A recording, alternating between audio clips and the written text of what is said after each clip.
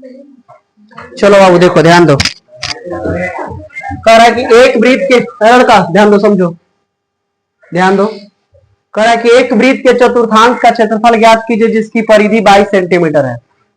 एक वृत्त है, कह रहा है कि एक वृत्त के चतुर्थांश का क्षेत्रफल ज्ञात कीजिए जिसकी परिधि 22 सेंटीमीटर है।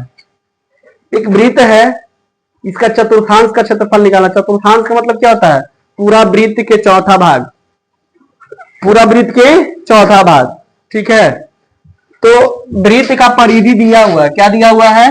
वृत्त की परिधि, ये दिया हुआ है। तो लिखेंगे कि चूंकि वृत्त की परिधि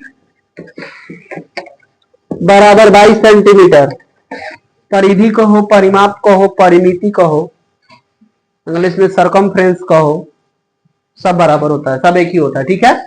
तो वृत्त की परिधि क्या है बाबू? 22 सेंटीमीटर। अच्छा, और वृत्त की परिधि का फॉर्मूला क्या होता है? 2 पाई आर बराबर 22। तो 2 गुने पाई का मान होता है 22/7 और आर का वैल्यू तो नहीं दिया हुआ है, आर रख दीजिए जो कहते हो। बराबर क्या होगा बाबू? 22 सेंटीमीटर। अब देखिए 7 नीचे है तो ऊपर चल जाएगा 7, 2 और 22 नीचे है तो 2 और 22 नीचे लिख देंगे। देखिए ऊपर है तो नीचे लिख देंगे, नीचे 7 है तो ऊपर लेके चल जाएंगे। क्रॉस मल्टीप्लाई होता है, तिरछा तिरछी गुना, ठीक है। अब आर बराबर हो जाएगा बाबू, देखिए 22 से 22 कट जाएगा, 7/2 सेंटीमीटर, क्योंकि परिमिति जो है सेंटीमीटर में दिया हुआ है। परिमिति किसमें दिया हुआ है? सेंटीमीटर में दिया हुआ है। निकालना है वृत्त के चतुर्थांश का क्षेत्रफल। तो इसको निकालने के लिए दो विधि हो सकता है।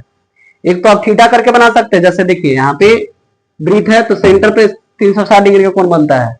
वृत्त के केंद्र पर कितना डिग्री का कोण बनता है? 360 डिग्री का। तो इसको चतुर्थांश का मतलब क्या हुआ? 4 भाग, जैसे 1 2 3 4, देखिए हुआ 4 भाग ना। तो एक भाग का क्षेत्रफल निकालना है तो एक भाग त्रिज्यखंड जैसा भी हो गया ना।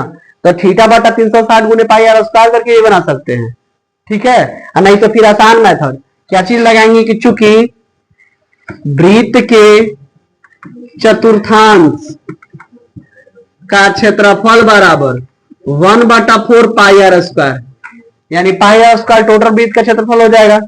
पाई आर स्क्वायर क्या होगा?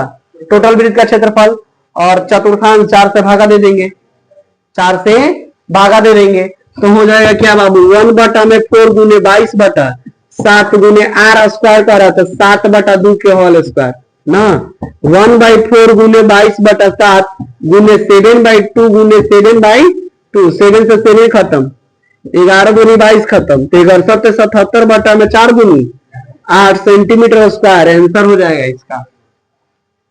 77/8 सेंटीमीटर क्या हो जाएगा आंसर, ठीक है। उतार लीजिए।